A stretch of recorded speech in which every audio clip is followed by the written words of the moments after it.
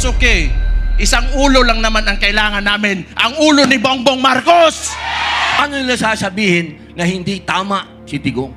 Anong sabi nila daw? Kami daw ay mga Chinador. Kami daw ay mga tao ng China. Tandaan nyo to, hanggat nandito ang kuko ng agila. Sino ba ang agila? Ang tagal ko pong dinasal nito. Dahil alam nyo, walang pinakamagandang mamuno sa atin kundi isang Duterte. Kung meron tayong future president na Inday Sara Duterte, magkakaroon din tayo ng future president pa na Baste Duterte. Duterte! Duterte! Kaya pinagdadasal ko po unang-una na makabalik tayo sa normal na pamumuhay at mangyayari po yan kung Duterte po ang mamumuno. Eto na mga boss, kakapasok lang na balita. Grabe si Baste, nahuli na, kulong ni PBBM. Naiyak si BP Sara, damay si Bongo at Padilla. Base sa impormasyong kumakalat ngayon sa social media, mismong si Senator Robin Padilla nang nagsalita matapos siyang umaming makachay ng senador. Tama ang sinabi ni Duterteng kampi tayo sa China, kaya walang ibang pinakamagandang mamuno daw sa Pilipinas kundi isang Duterte. Future President si Mayor Baste pagkatapos ni BP Sara. Umagre naman si Senator Bongo kay Senator Robin Padilla. Sinabing makakabalik lang daw tayo sa normal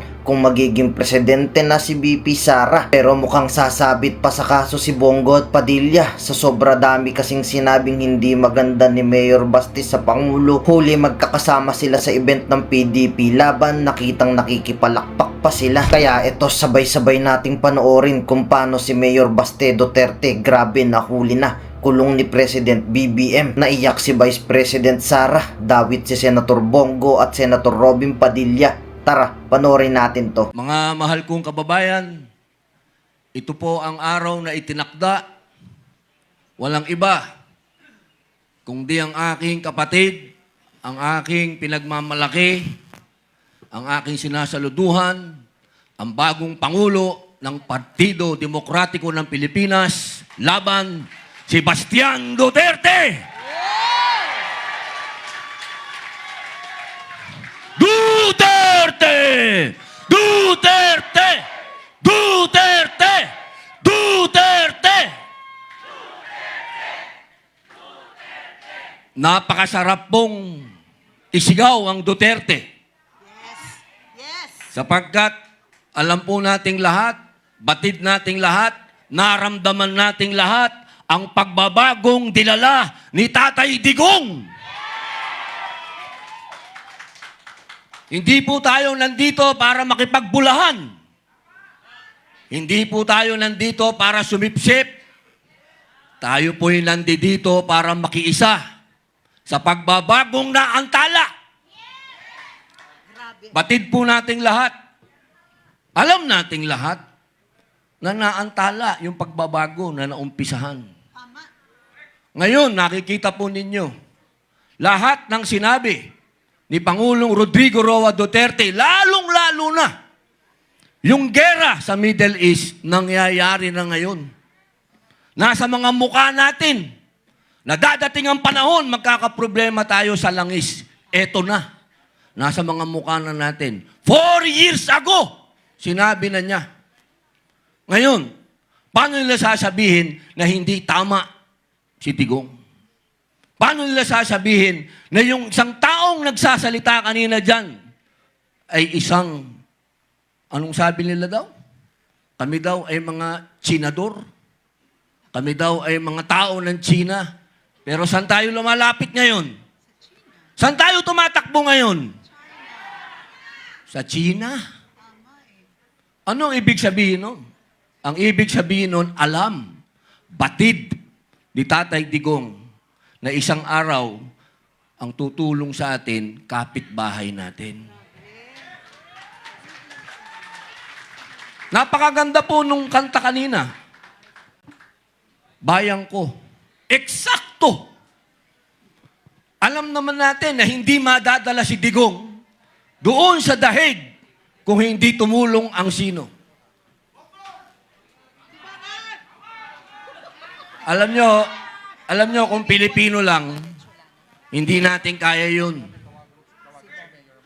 Hindi natin magagawa yun. Tandaan nyo to, hanggat nandito ang kuko ng agila. Sino ba ang agila?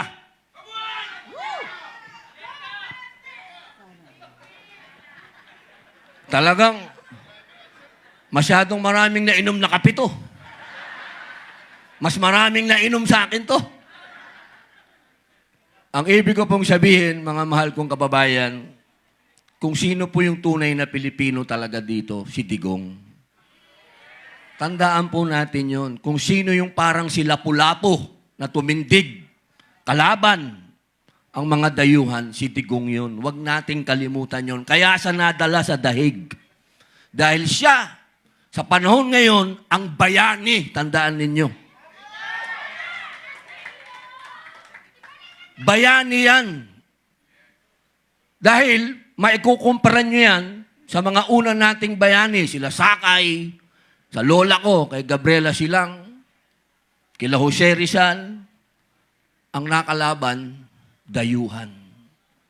Kaya itong ginagawa natin, tandaan ninyo, ang binabangga natin dito, kapangyarihan ng dayuhan. Ang itinatayo natin dito, yung pagka-Pilipino natin, tatandaan nyo yan. Dahil tayo, kailanman, hindi tayo magpapasakop sa dayuhan. At kailangan si Tatay Digong ay umuwi na. Bring him home!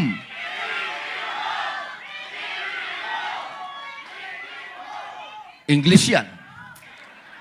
Minsan lang ako mag-English. Bring him home. Hanggang doon na lang yun.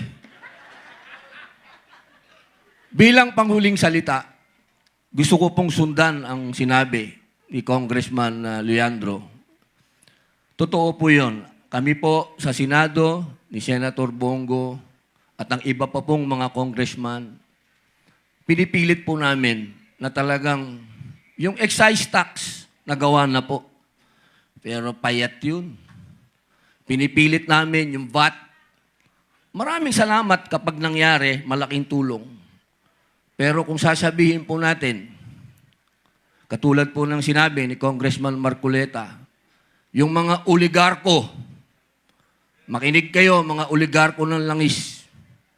Matagal na kayong pinangaralan ni Digong noong pa Matitigas ang ulo ninyo Matagal nyo lang niloloko ang taong bayan. Itataas ninyo, ibababa nyo ng konti, itataas ninyo. Ito ho yung panahon na huwag nyo na kaming lokohin. Dahil sobra na ho ang hirap ng tao. Ang lahat ho ng presyo ay nakasalalay sa langis. Kasi transportation yan diesel. Oh, nandito pala yung boss ko. Sir, John Esperon. Boss, mabuhay po. Partner ko yan, pinadala ko niyan sa West Philippine Sea. Alam nyo, yung oil deregulation ho, yun po yung batas na bumibiktima sa atin. 1998 po yan. Sana, kung talagang seryoso po yung mga senador at mga congressman na talagang bigyan ang taong bayan ng konting, alam nyo na, yung ginawa, yung oil deregulation law. Kailan, yan ho ang dapat namin i-repeal o i-amend. Yun ho, walang bulahan. Kapag yan ho, hindi nagagalaw yan, ibig sabihin, bulahan lang ho yan. Kasi yun ho, ang nagsasabi dito sa mga oligarko ng langis kung anong gusto nilang presyo. Sila ho ang nagdidictate. Kailangan ho, tanggalin ho natin yan, ang kapangyarihan na yan sa kanila. Doon lang ho nyo malalaman na walang bulahan. Pero ngayon, puro bulahan lang po yan. Bilang panghuli, ako po yung nagpapasalamat sa aming chairman, acting chairman, Sir Alcusi. Sir, maraming salamat po. At dumating po yung panahon na nangyari na ng atin pong Pangulo ay si Baste. Alam nyo, ang tagal ko pong dinasal nito. Dahil alam nyo, walang pinakamagandang mamuno sa atin kundi isang Duterte. Kung meron tayong future president na Inday Sara Duterte, magkakaroon din tayo ng future president pa na Baste Duterte.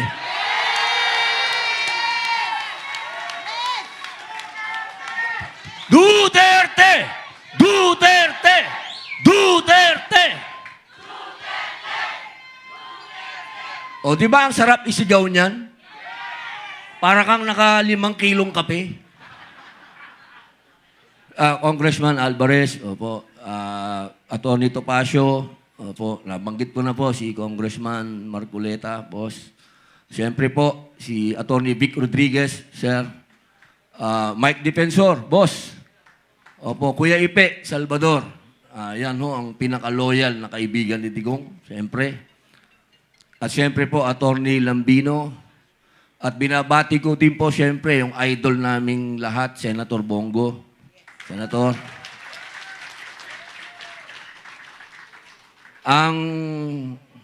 Ito, ipagpapalit ko ang pagiging senador dito, pwede ko ibigay sa kanya. Atty. Jimmy Bondok. At sa lahat po na nandito, ma'am, Lizette, ma'am, nandito po lahat ng mga kaibigan ko. Kung sino po hindi ko nabati, maraming salamat po sa inyo. Mabuhay po. Tandaan po ninyo, Ma'am Cathy Binag, tandaan po ninyo, hindi po nasasayang ang oras natin pagkasama natin ng mga Duterte. Hindi po. Dahil tunay po nung panahon ni Digong, naramdaman natin na ang mga Pilipino nakataas ang noo natin. Maraming salamat po. Mabuhay.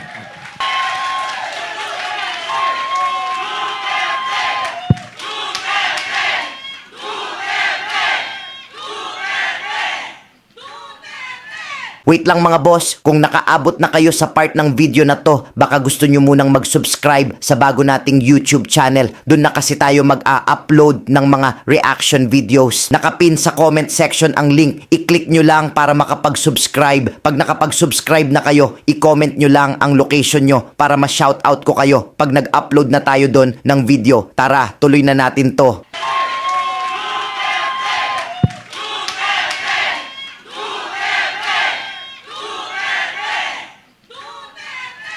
I just want to mention yung binanggit yung idol ko rin si Robin Hood Padilla kanina, na totoo naman yung mga oligarko na yan. They are in control of, walang nawawalang oligarko sa buong mundo. Lahat ng nations in the entire world have oligarchs. Ito lang naman talaga. Kontrolado ba ng mga oligarko yung namumuno ng bansa? Yun ang mahirap. Ang kailangan natin, they have to be separate so that yung leader of that country can protect the people from exploitation of these oligarchs. Kaya hanggang ngayon, ayaw pa rin nila sa amin dahil binangga yan, walang iba kundi si Rodi Duterte lang.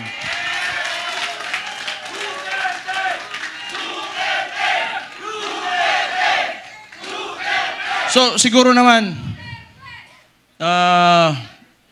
yan, nag-declare na yung kapatid ko, and we're going into the 2028 elections. Pakiusap ko lang sa mga oligarko, may mga mayayaman, malalaking negosyante talaga that have command of the economy. Maawa naman kayo sa mga tao. Maawa naman kayo sa mga tao. Give this country a chance na sumarap din ang buhay ng yung mga naglalakad lang sa daan na walang mga sasakyan. Yung sinabi ko kanina, it really breaks my heart. Yung living conditions ng tao ngayon. Sometimes, it makes life harder to live seeing this. Sa totoo lang. I am guilty because I have, may bahay ako, sementado, nasa loob ng subdivision. It makes me feel so bad that the other Filipinos, my countrymen, have to suffer. Kaya naman tayo nandito. Alam ko, mahal nyo yung tatay ko dahil alam nyo na talagang minahal at mahal niya yung bansang Pilipinas.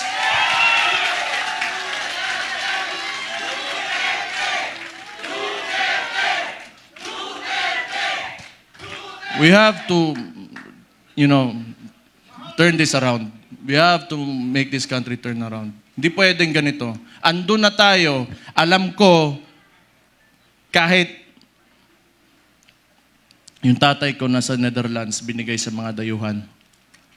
Alam ko, nandito pa rin kayo kasi naniniwala kayo, pinakita ni Rodi Duterte na kaya pala natin angatin natin ang ating bansa. You know what?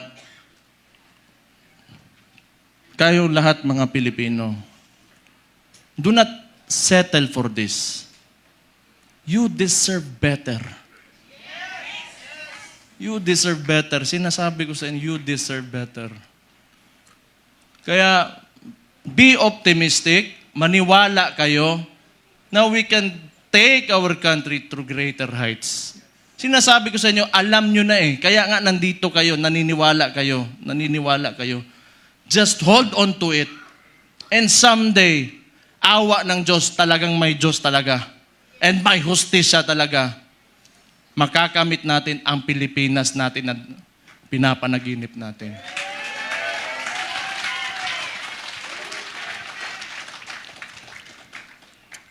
Isa, lahat ng politiko, kailangan bitawan natin yung mga pansarili nating gusto. We have to be selfless public servants. Unang-una yan sa lahat. Kung gusto natin talaga umangat itong bansa natin. Sabihin na natin, may nakawan nangyari, bigayan ng pera, whatever. That should be enough. Nagkaroon na kayo ng presidente that tolerated it. So what's next? Dadagdagan nyo pa? Nagpasarap na kayo ng sobra-sobra, gusto nyo pa? Kung swerte na kayo sa buhay, it's time you give back to the people. Huwag niyong pahirapan yung mga tao. Tama na yan. Okay na yan. Siguro yung mga anak nyo maka-aral sa abroad, you can eat, in a very nice restaurants. Tama na yan. That's okay. Isang ulo lang naman ang kailangan namin. Ang ulo ni Bongbong Marcos! Duterte! Duterte! Duterte! Duterte! At pangalawa po, nakikiusap po ako sa inyo. May Panginoon naman po. Pagdasal natin na nasa maayos na kalagayan si Tatay Digong, maayos na kalusugan, at makauwi na po siya sa lalong madaling panahon. Bring him home! Bring him home! Bring him home! Bring him home! Mga kababayan ko, alam kong ilan sa inyo ang galit na. At ang galit na ito, hindi tayo naninira ng kapwa Pilipino. Hindi tayo naninira ng gobyerno kung hindi para itama ang mali at maglingkod ng tama para sa kinabukasan ng bawat Pilipino. Maraming salamat po sa Rage Coalition, sa inyong inisyatiba. Maraming salamat sa PDP Laban. At maraming salamat po sa inyong pagmamahal kay Tatay Digong. Maraming salamat po sa inyong pagmamahal kay VP Inday Sara Duterte, kay Mayor Baste Duterte, sa Duterte family. Ako naman po, alam nyo naman na sobrang mahal ko po si Tatay Digong. Sobra pa sa tatay ang turing ko sa kanya. Kung mahal ko po si Tatay Digong, mahal ko rin po ang kanyang pamilya. Unang-una, maraming salamat po sa inyong taus-pusong pagmamahal kay Tatay Digong. Noon pa man hanggang ngayon, isa lang po ang aking pakiusap po sa inyo na sana po'y, andito rin pala sila Secretary abisado ang ating SecGen sa PDP at lahat po ng mga opisyales ng PDP, lahat ng mga LGU, sa mga kapatid kong Muslim, Assalamualaikum, salamat po sa inyong pagmamahal. Sobrang grabe po ang pagmamahal ng ating mga Muslim kay Tatay Digong noon pa man hanggang ngayon po. Salamat po sa inyong pagmamahal. Salamat po. Kasi nakita niyo po yung pagmamahal ni Tatay Digong sa Davao noon. Walang diskriminasyon kami doon. Tandaan natin, Muslim, Kristiyano, magkakapatid po tayo. Pilipino po tayong lahat po. Attorney Topacio, no, nabanggit ko na rin po kanina, mga kasamahan ko sa Duterte. No? Senator Bato de la Rosa, namimiss namin ni Senator Robin sa Senado, magkakatabi po kami. Ngayon, dalawa na lang po kami doon sa likod. Para kami po yung mga dalawang number 1 na senator na nasa likod na parang basang sisyo po. Sana ganun talaga sa Senado, numbers game talaga dyan. Kami yung nasa minority. Pero ako po'y umaasa, sana sa darating na eleksyon sa 2028 ay madadagdagan po at magiging majority na po tayo sa Senado. Sa tulong po ninyo, magtulungan po tayo. Sila Attorney Torion, sino pa ba, Attorney Jimmy, mga kasamahan natin na na-miss ko ang bagit Pastor Kibuloy. Ang akin pong ninanais sa ngayon, ang wish ko po ay makabalik tayo sa normal na pamumuhay. Ito yung panahon na napakahirap pong maging politiko. 26 years po akong nalilbihan kay dating Pangulong Rodrigo Duterte. Masarap pong makapaglingkod sa bayan. Ang sarap pong makatulong sa bawat Pilipino. Pero ito yung panahon na napakahirap pong maging politiko. Kaya pinagdadasal ko po, unang-una, na makabalik tayo sa normal na pamumuhay. At mangyayari po yan kung Duterte po ang mamumuno.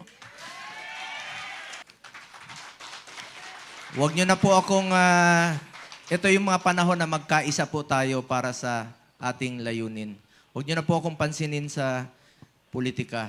Ang importante po sa atin dito, si Tatay Digong at ang kinabukasan ng ating bayan.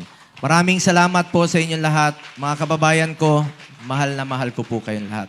Dahil tandaan po natin, isang beses lang tayo dadaan sa mundong ito. Kung ano pong kabutihan na pwede natin gawin sa ating kapwa, ay gawin na po natin ngayon dahil hindi na po tayo babalik sa mundong ito. Ako po ang inyong Senator Kuya Bongo. Bukas ang aking opisina, patuloy na magsiservisyo sa inyong lahat. Dahil ako po ay naniniwala na ang serbisyo po sa tao, serbisyo po yan sa Diyos, serbisyo po yan kay Allah. Maraming salamat po mga kababayan ko, mahal ko po kayo. Ngayon, ikaw bilang Pilipino, ano ang masasabi mo at reaksyon sa balitang ito? Mag-iwan ka ng komento mo sa ibaba at atin pong babasahin isa-isa.